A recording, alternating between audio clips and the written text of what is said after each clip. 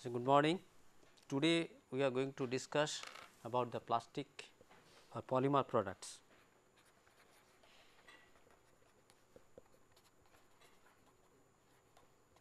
As I mentioned earlier that none of the products of made of polymer contain only pure polymer. It contains various functional ingredients incorporated within the polymer.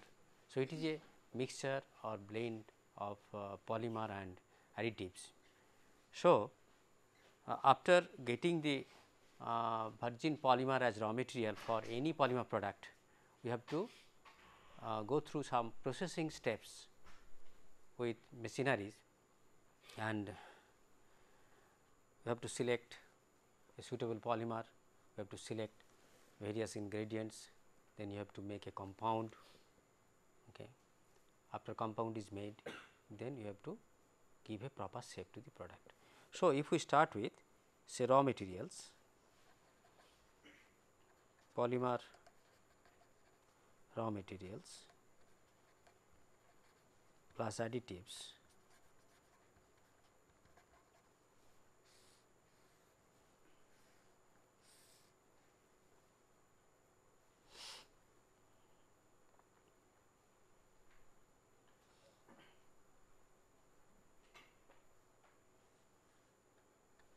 rather you write polymeric raw material plus additives, then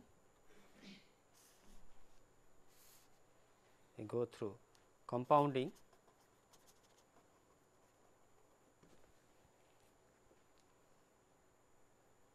in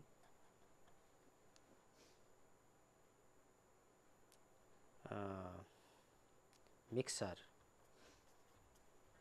or blender.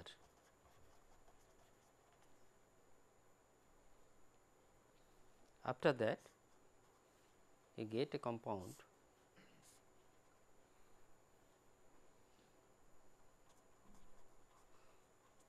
polymer compound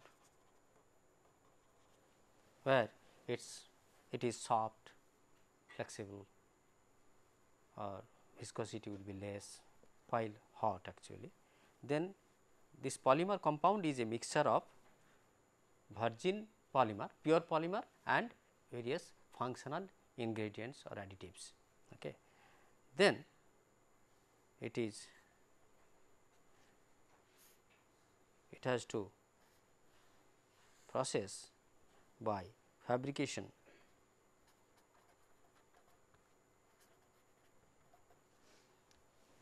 machineries, fabrication of product.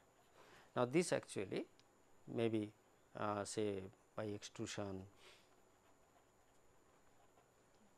injection molding,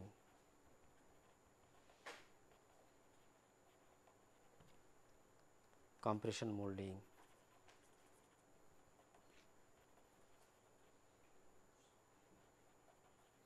calendaring,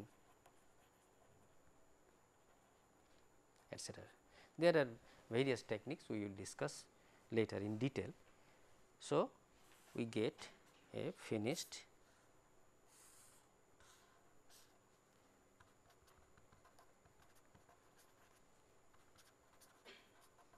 polymer product. So, basically a product, polymer product is an impure system, you can say, a pure polymer with functional additives. Functional additives, I mean these additives have certain roles during this compounding, during this fabrication steps, okay, as well as after the product is obtained in the finished form, then during service the additives has several roles to play. Okay. So, all those additives or ingredients are incorporated in the polymer, and then finally, we use the finished product. Now, before going to produce this final or finished product through this discussing these fabrications of these products, we have to first see what are the functional additives used in polymer to make what products. Okay. Any product we desire to manufacture, you have to go for a selection, proper selection of polymer, proper selection of ingredients, proper selection of machineries, proper selection of process technologies. Okay. Then only we can get a suitable product which will be useful. So, for any useful product, so we should go for selection of polymer, selection of ingredients, selection of process steps, selection of fabrication machineries, process parameters. That means, we have to know the technology, we have to develop the technology, product technology. In that, before developing that product technology, so we must keep we must consider the few parameters like say cost of the product. Cost of the product should be competitive in the market. Otherwise, you can manufacture product, if it does not sell in the market, then you cannot make any profit. That product will not see the market. Okay. It will not reach the consumers. Okay. So, cost should be competitive in the market. Cost should be as low as possible, so that the manufacturer can have some profit as well as the consumers can get the product at the lowest price. Okay. So, we have to keep in mind the cost reduction parameter. Then we have to develop or produce a product which must be provide adequate properties, otherwise it will not suit our purpose. So, properties improvement including performance and service life, it should be durable, it should be good looking, it should be strong enough, it should not degrade, okay, etc. Then during manufacture of the product should be processed through easy and simple steps involving using simple machineries, involving mild conditions, otherwise that will add to the product cost. Then minimizing degradation during processing and use. Now, these words minimizing degradation means because these polymers actually passes through some machineries at elevated temperatures, because you know a virgin polymer, a pure polymer, its melting point is around, suppose if it is around 130 degree or 140 degree, then the processing temperature would be at least 170 or 180 degrees Celsius temperature. And these polymers are made of carbon, hydrogen, nitrogen, oxygen, that means these bonds are there, covalent bonds are there, and these bonds are not stable to oxidative degradation. That means, when these polymers are subjected to such processing at elevated temperature, what happens? At that elevated temperature, it will be exposed to atmospheric condition, ambient condition, means air which contains oxygen. So, there will be thermo-oxidative degradation, thermal degradation due to heat treatment, and at that elevated temperature it will be exposed to oxygen of air. So, oxidative degradation will also occur. So, we can say thermo-oxidative degradation, both thermal degradation as well as oxidative degradation. So, we have to keep in mind that there should be minimum degradation during the fabrication of the product. Okay.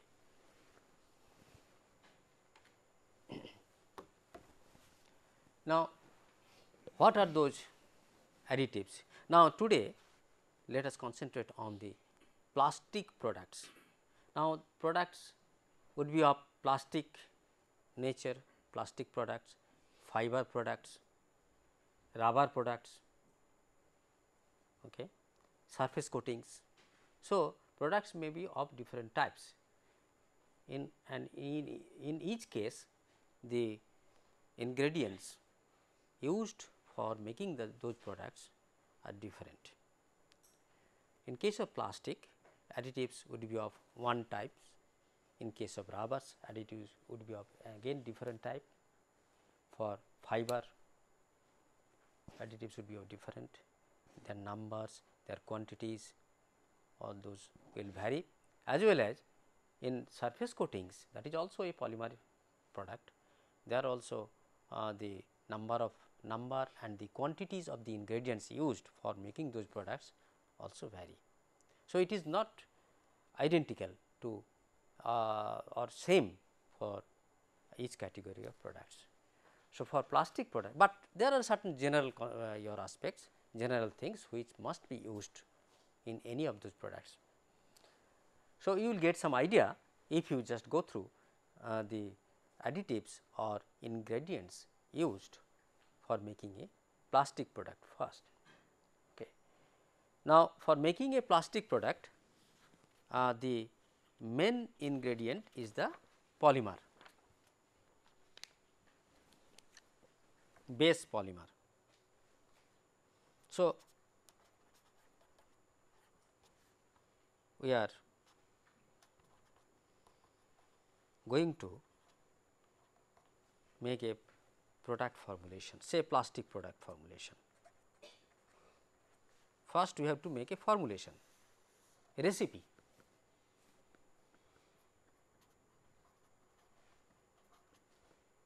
That means, what would be the ingredients, in what amounts. Before making any product, you first go for a selection of these ingredients and their amounts. The first comes the base polymer.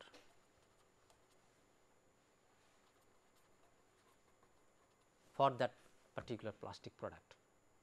Now, that may be polyethylene, that may be polypropylene, that may be polyvinyl chloride, that may be polyacrylonitrile, that may be polystyrene, that may be acrylonitrile butadiene styrene, that may be phenol and formaldehyde polymers, that may be polycarbonate. So, first of all you select a base polymer, that means you should be guided by the final product you require. What is the one? You want to make a pen, you want to make a seat, you want to make a chair, you want to make a pipe, you want to make a your overhead container, or you want to make a electrical switch, electrical socket, switch board, or coating of conducting wires, insulation of conducting wires, etc., or tire, whatever product you make. First of all, you have to go for selection of a polymer depending on the final product you are going to make. So, after so if you consider this base polymer, say as I told, polyethylene, polypropylene, polyvinyl chloride, etc. So, you take parts by weight, parts by weight or PHR. In case of rubber product, we write parts per 100 parts of rubber, PHR. We write, we say that is the convention, PHR. Here we can write PBW, parts by weight. So, if you take the base polymer 100 parts, then correspondingly what will be the amounts of the ingredients taken. So, this is the base polymer, this is the main phase, polymer phase, main polymer phase 100 part. Okay. That means, you may take 100 gram, you may take 100 kg, you may take 100 ton, like that. In one batch of product formulation, you start with on the basis of 100 kg or 100 ton of polymer. It is better to write as 100 kilogram. Okay. Then corresponding to that base polymer, what is the amount of filler? That again depends on the type of products we are going to make. Here in this screen, you see there is a range of amount shown 30 to 100.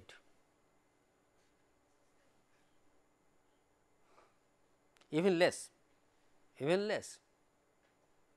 say for overhead tank made of high density polyethylene. What is the amount of filler taken? Neither 30 nor 50 nor 100 kg per 100 kg of polymer. It is much less than that, because we have to see what is the accommodative capacity of the polymer. You understand? Achha, before that, let me tell you one thing. What are the necessity of using those ingredients? You are not asking me this basic question. Is there any necessity? We can take simply HDP, we can take any other polymer, we can make a product. Yes, we can make a product. In order to get a broad spectrum of properties, we incorporate ingredients. There is a need to incorporate ingredients in order to develop wide range of properties. Now, if you make a container or a pipe only from a virgin or pure polymer, you can make a product, you will get a product, it will serve your purpose to some extent, not the not to the whole extent, fullest extent. Okay. Say if you take high density polyethylene, say it is almost colorless, in thick it looks translucent, in thick sheet, in thin film it is almost not highly transparent, but it is transparent, colorless. So, you can get a plastic HDPE pipe or HDPE container overhead tank, but the life of the tank will be limited period. The mechanical properties, say load bearing properties or the dimensional stability of that HDPE tank or pipe will be low, its durability will be less, it will be less stable. If it is exposed to outdoor condition, UV light, sunlight, so it will degrade. So, the life of the product will be less, the mechanical stability, mechanical properties, dimensional stability will be low. Again, not only that, the aesthetic appeal, good look, that means if it is not colored, customer will not take it. If it does not look nice, very nice, glossy, people will not, a customer will not buy.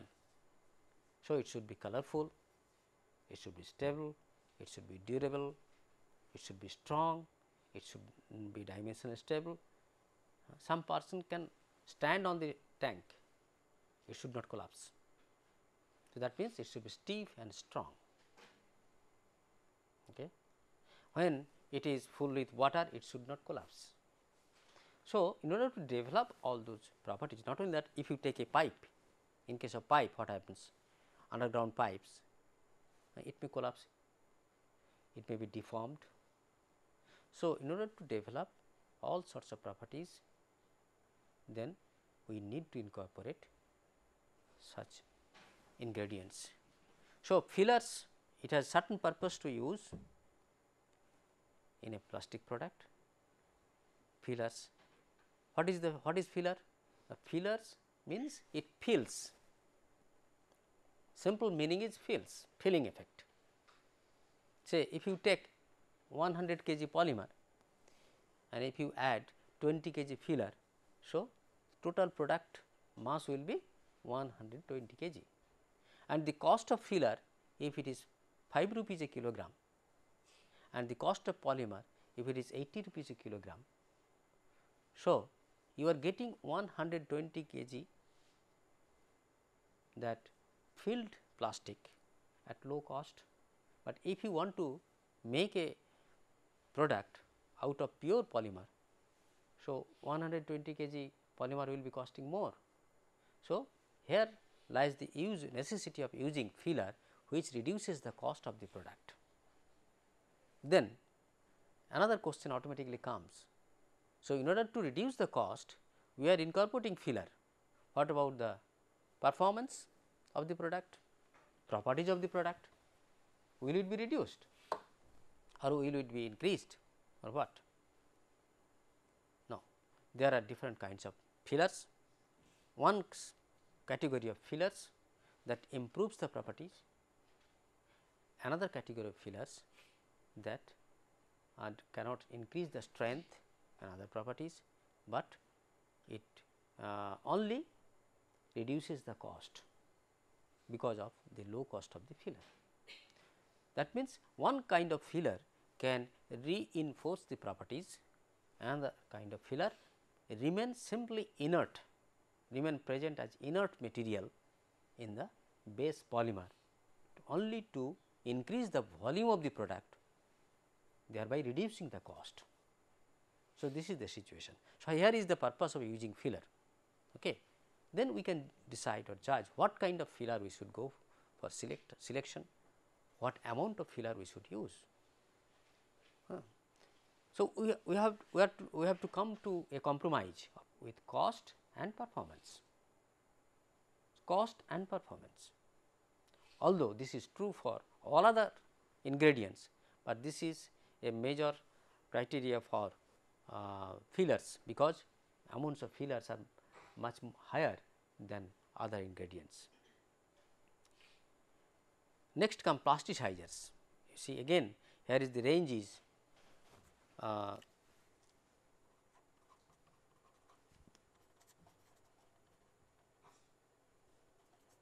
30 to 100. That means, if you take 100 kg polymer, you can use 100 kg plasticizer, you can use 100 kg filler also, 50-50. Then you have to compromise the performance. What is the function of plasticizer? Plasticizer means it is coming from plasticity, plastic property, from plastic flow, is a flow characteristics, it is related to flow characteristics, flowing of a fluid. You know, these polymers in the virgin form, the raw form, they are having high viscosity at ambient temperature.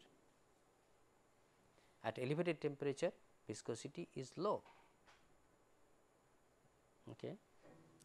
But when these products are made through compounding, processing, fabrication, all these things, it needs to be heated in order to make it soft, so that it can flow, so that it can fill the mold by flowing.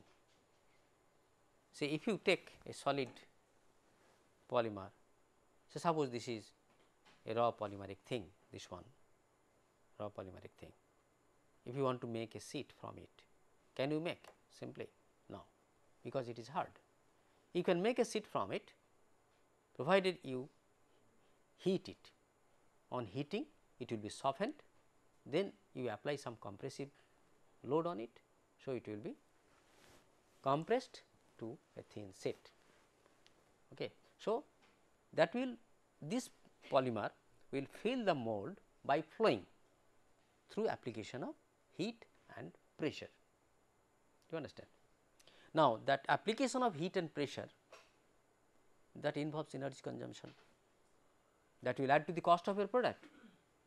So, during product processing and fabrication, if you have to arrange a high temperature arrangement, high pressure arrangement, both these high temperature arrangement and high pressure arrangement incur huge cost, that will increase the cost of the product.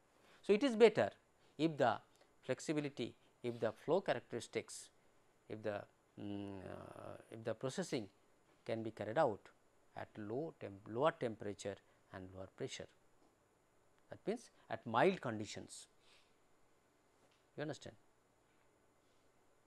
Now, in order to do that, if the, because you cannot do it if the melting point is high, say 130 degree, you have to heat it up to 130 degree.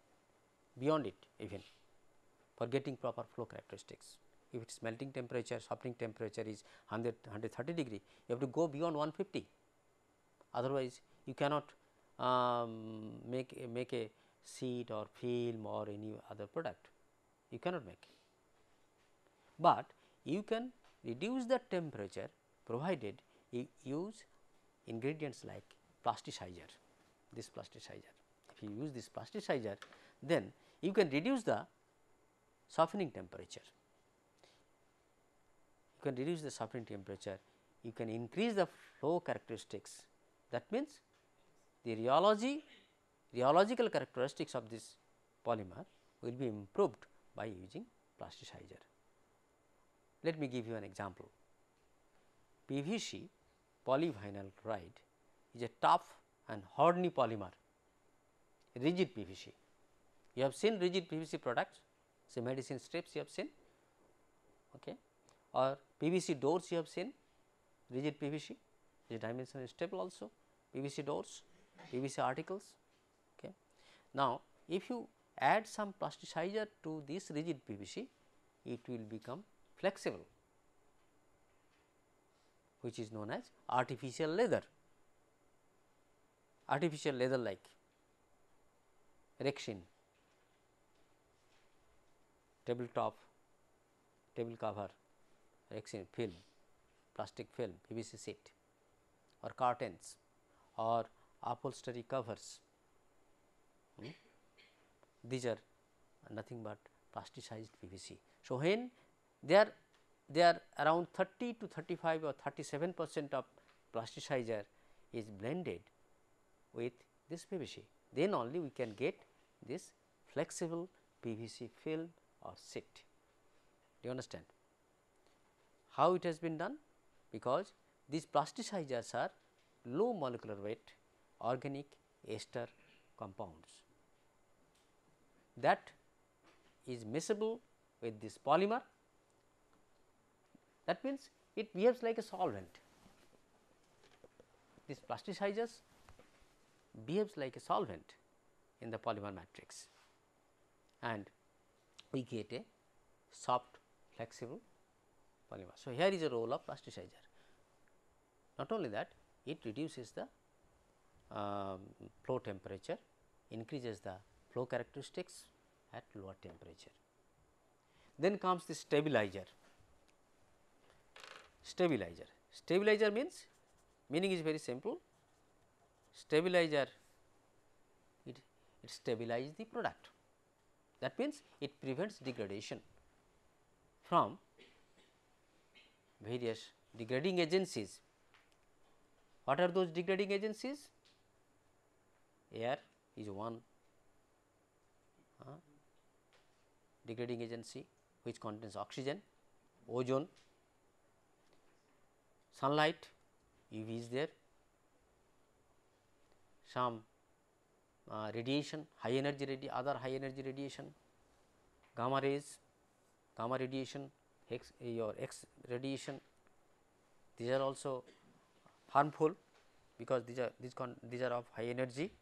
So, that degrades the polymer, that breaks the chemical bonds, and simply high temperature also, thermal. Even if the atmosphere is inert, there is no oxygen or inert gas is there, but even high temperature can break the bonds. That means, it is the energy. So, source of energy, stimulants stimuli may be different, but that can degrade the polymer, that can degrade the polymer product. Okay. If you just keep one of your garment exposed to sunlight for a prolonged period, you will find its color will go, it will be torn, it will break, it will cut, it will be torn. So, tear properties, strength properties, all these properties will be decreased, that is due to degradation of the polymer, which is with which this product is made. Even cotton, that is a polymer, if you keep it exposed to sunlight and air and humid condition, that will be degraded. So, there is a degradation due to several influence of several degrading agencies. Again, microbial degradation is another source. Microbes can attack, microbes can sit on it, can colonize on it, can grow on it, and microbes will eat the polymer. So, in order to prevent from those degradation, stabilizers are used. Stabilizers are of different kind available. I will discuss details. Then coloring matters in order to give good look to the polymer product. Here you see nice looking, again this is a nice looking. Now, these colors are developed in these products. So, these are coloring matters. These coloring matters may be organic, inorganic, anything. Again lubricant. Now, you see these paints are made through injection molding process. In one shot of injection, you know what is injection, you know, hypodermic syringe principle is same. In one shot 5 ml, 2 ml, 0.5 ml of liquid is injected within the muscle. So, injection molding function by the same principle, but in one shot of movement of the plunger from one side to the other side, nozzle side, it is, if it is connected to several molds. So, several items can be formed in one shot, say maybe 50, 60 if not more in one shot. That means, you think of the productivity. So, huge numbers of paints or items are made by this injection molding process continuously through automatic process. Okay. So, after injecting the molten polymer into the mold, then there is a cycle of heating and cooling. Mold is to be cooled because the molten polymer should be hardened by cooling. After it is cooled, then mold should be opened, then product should be ejected out, and all these steps are fully automatic today. These machines are, technologies are available, machines are available. Now, for ejection of the product from the mold, again there is certain problem, because it may stick to the metal surface. This polymer, molten polymer can remain stick to the mold surface. So, it should not remain sticking to the mold surface, it should be ejected.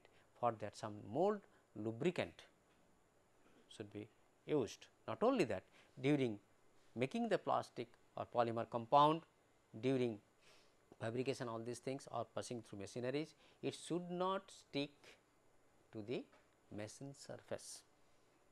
So, for that it needs some lubricants. Those lubricants are there, those lubricants will come, a very thin film of the lubricant will diffuse or ooze out or exude to the interface between the polymer and the mold surface, and that will help to ejecting out from the mold. Flow promoters, in order to control the flow characteristics, so that the surface finish is very good, so that some flow promoters are used. Then the product, final product may remain in thermoplastic stage or in thermoset stage. If it is to be produced in thermoset condition, as thermoset type of product, then you have to use some cross linking agent, and there are various other miscellaneous ingredients like say antistatic agents, flame retarding agents, fire retarding agents. So, other ingredients are used. So, here you see this stabilizer is used in very small quantity, from here it is shown 0.02 to 10 parts. Sometimes 1 part is sufficient, sometimes 2 part is sufficient, sometimes less than 1 part is sufficient. Lubricants 1 to 2 parts, flow promoters 2 to 15 parts, cross linking agents 1 to 5 parts, and other miscellaneous ingredients maybe 1 to 5 parts. Okay. So, this is known as a formulation. product formulation recipe. So, if you are asked to write a formulation or a recipe, you have to write the name of the base polymer and its amount, then name of the ingredients which must be used for that particular product along with their quantities in parts by weight. Understand? So, formulation means, I repeat, formulation means the ingredients and their amounts before making the product. Say, think of a cooking recipe, it is also it has also a recipe, any menu, some vegetable, that is the main item, vegetable or chicken or mutton, then what you add? Some masala, again that masala may be discrete one or it may be again a mixed masala, then some spice, your oil, some sugar, some salt. So, these are ingredients, and now if you do not if you are not careful about the quantities, suppose 1 kg mutton you add 1 kg 50% salt, would you be able to eat it? No. Likewise, here also if you take 1 kg polymer, base polymer, if you add 1 kg cross linking agent or 1 kg coloring agent, that product will not be useful. So, if a cooking recipe should be eatable, it must be, there must be a proportion, optimized recipe. So, here you have to make a optimized formulation, So, that will give you the best performance, that will give you the cheapest cost, and that should provide the product fabrication in a very simple manner, simple fashion. Now, let us look into fillers. Now, fillers are usually solid materials, and these fillers may be inert fillers or reinforcing fillers. Could you name one reinforcing filler?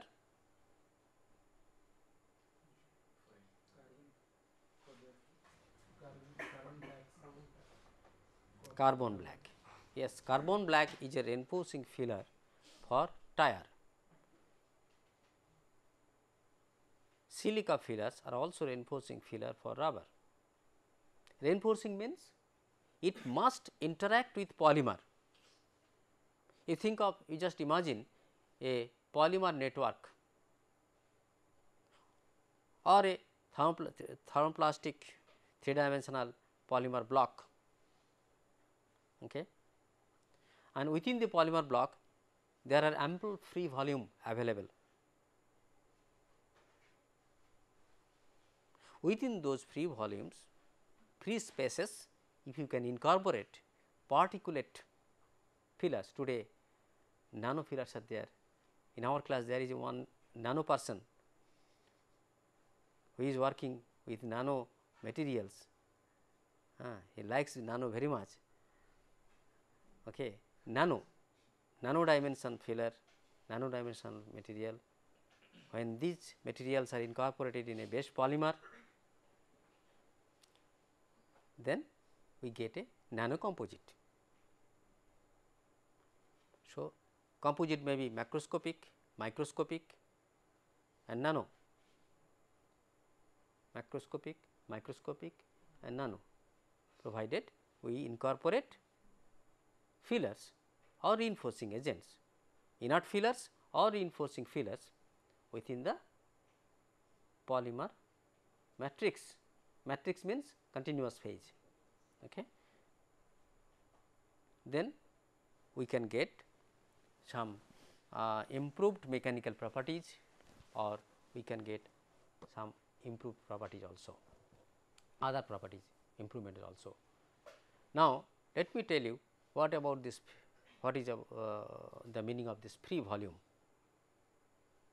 I was telling you in case of high density polyethylene, you cannot incorporate say 30, 40 parts of filler, it cannot accommodate, because these polyethylenes are crystalline in nature.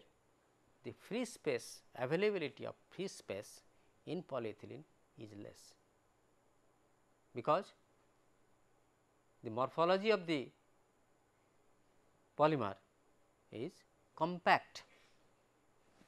Polymer chains, this polyethylene chains lie side by side in a compact fashion. So, free availability of free space in polyethylene is less, whereas if you take natural rubber, if you look into the configuration of natural rubber molecules and compare with that of polyethylene molecule, you will find in natural rubber molecule there is this kind of chain folding, whereas in case of polyethylene the extent of chain folding is quite less, quite less. So, here if you add say 100 part of filler to 100 part of polymer, you can incorporate, and you will be surprised to know that in some rubber products to 100 part of rubber more than 1000 parts of fillers are incorporated. Say floor mats, floor rubber mats, these are made by simple incorporation of river bed silt, clay filler, their clay is used as filler. So, with 1 kg of polymer, 1 kg of natural rubber, one can incorporate say 900 gram to 1 kg of clay. You understand how much amount of this sorry 9 to 1 kg of polymer, 1 kg of rubber, you can incorporate 1 kg of filler here. Otherwise, you can incorporate to 1 kg, you can incorporate 400 gram, you can incorporate 500 gram, you can incorporate 600 gram, like that. Now, that is accommodated in natural rubber, but that large amount of filler is not accommodated in such rigid polymers. So, you have to see whether the polymer is rigid or flexible. If the polymer is flexible, then yes, you can incorporate higher quantity of filler there, you understand. So, this accommodative capacity of the polymer has to be looked into, has to be kept in under consideration. If it can accommodate, yes, you can use more amount of filler and the product will be stiff, product will be stiffer, you understand. So, inert fillers which does not interact with the polymer chain, simply it remains present within the polymer matrix and it reduces the cost by increasing the volume, it is known as inert filler.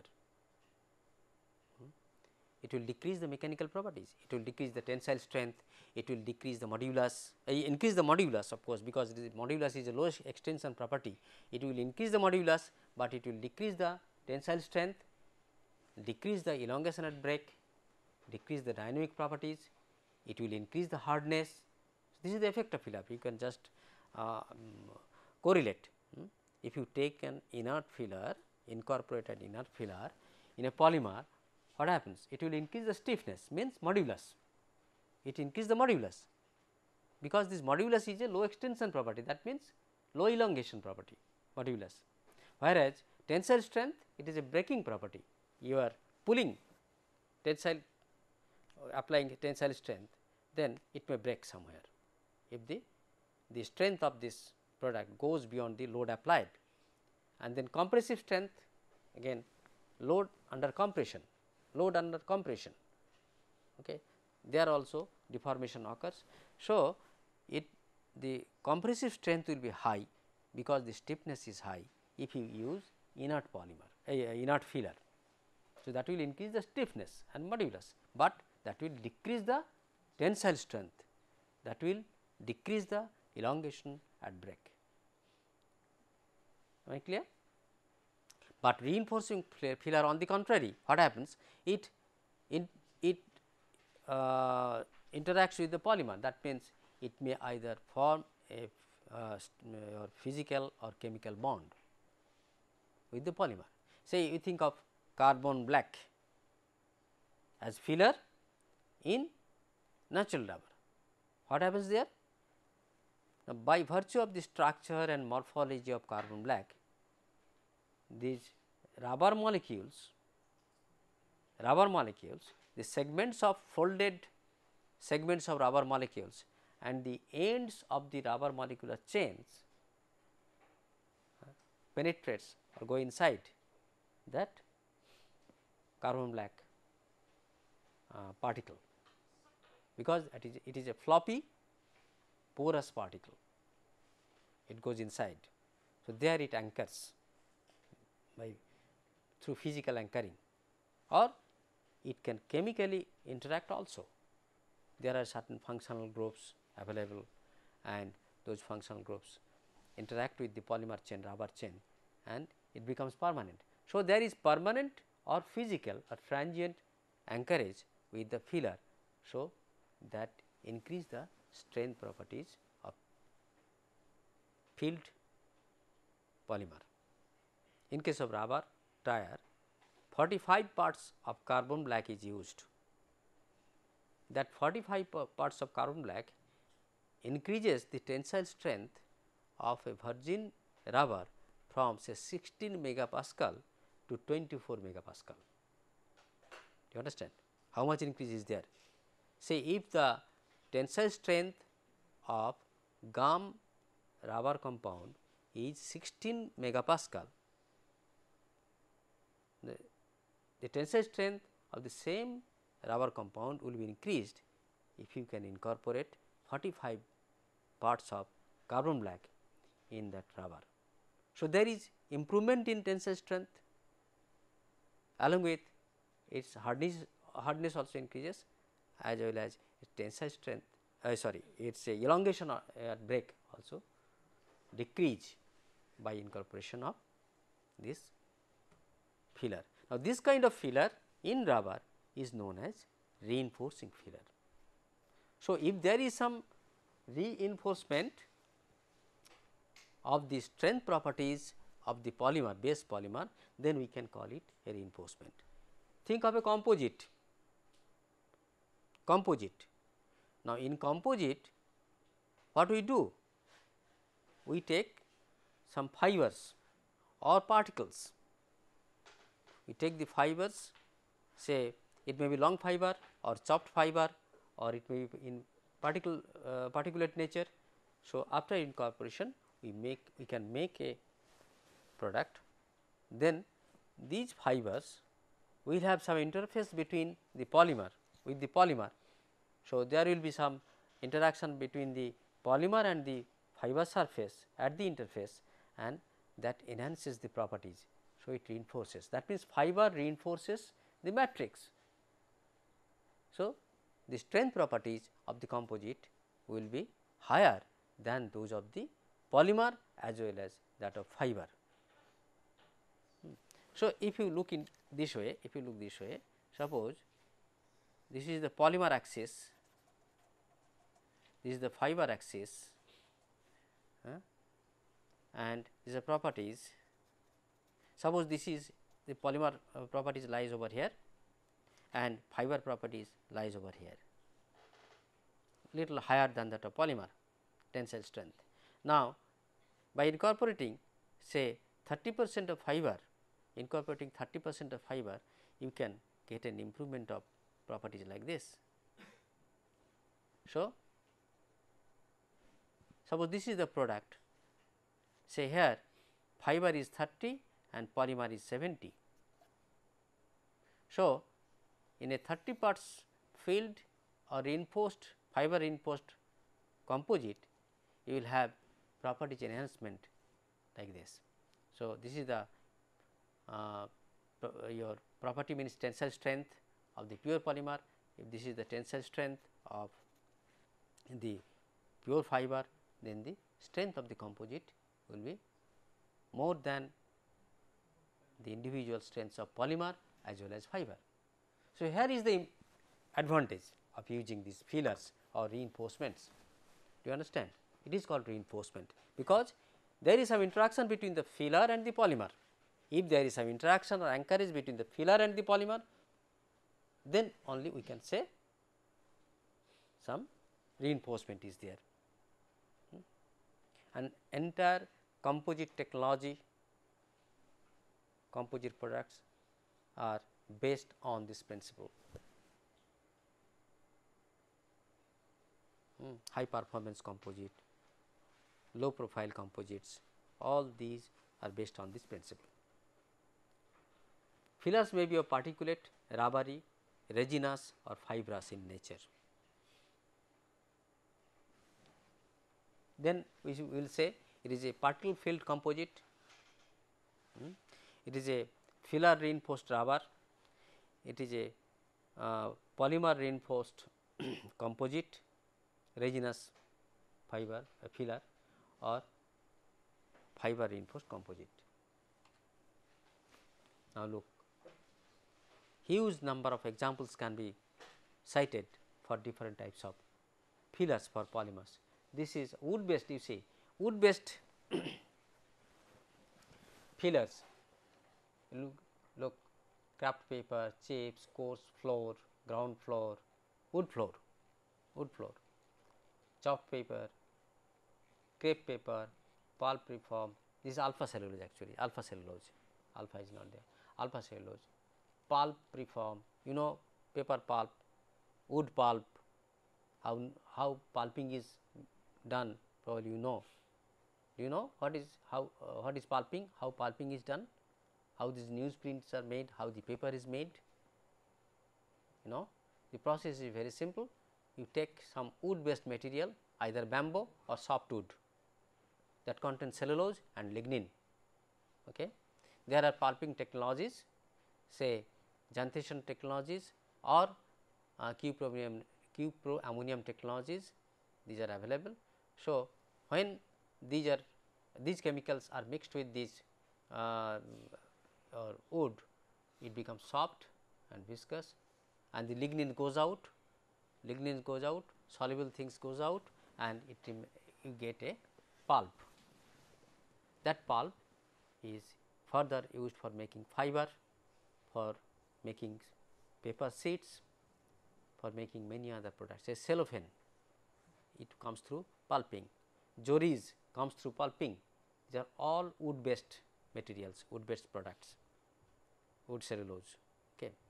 So, these textiles, textile byproducts, then jute, natural fiber, sisal, another natural fiber, rayon, it is a semi synthetic fiber, viscose rayon, ground bark of trees, plants, processed lignin, lignin is the wood waste, paper industries waste.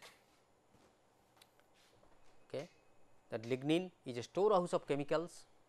Those lignin can be used for making, again as can be used as a raw material for polymer products. So, there is huge number of wood based fillers available. Then there are again examples of synthetic fibers, say polyamide nylon fibers, aliphatic polyamide nylon, aromatic nylon, say Kevlar, then polyester fibers, polyacrylonitrile fibers, or many other polymers can be drawn into fibers, only few are mentioned over here. Then carbon based fillers, carbon, you see carbon black, they are available in various grades. Say there are 3 major grades, channel black, furnace black and thermal black. Here only 2 are mentioned, channel black, furnace black and thermal black is not mentioned here.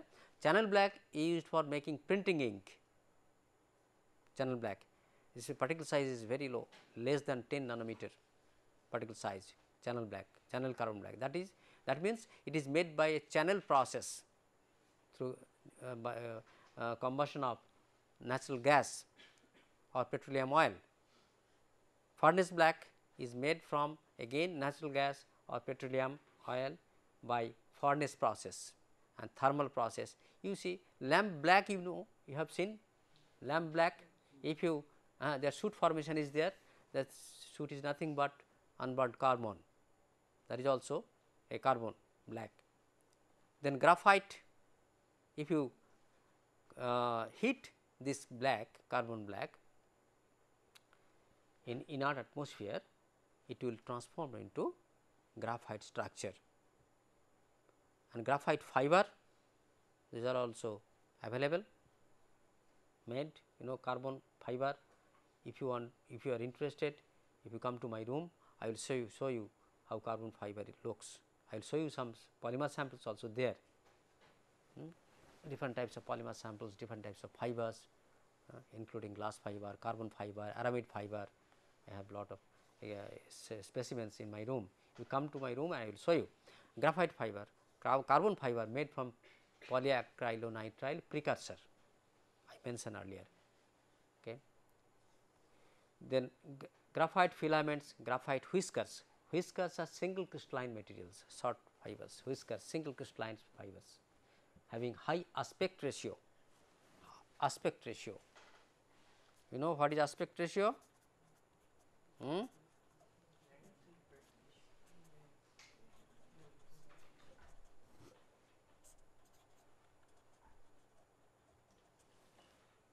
That means, if the diameter is very low, very less, length is quite high, that means it is thin fiber, very thin fiber, and its surface area is very high. So, it will be highly reinforcing. So, if the aspect ratio is very high, it will give excellent reinforcing properties. Thank you.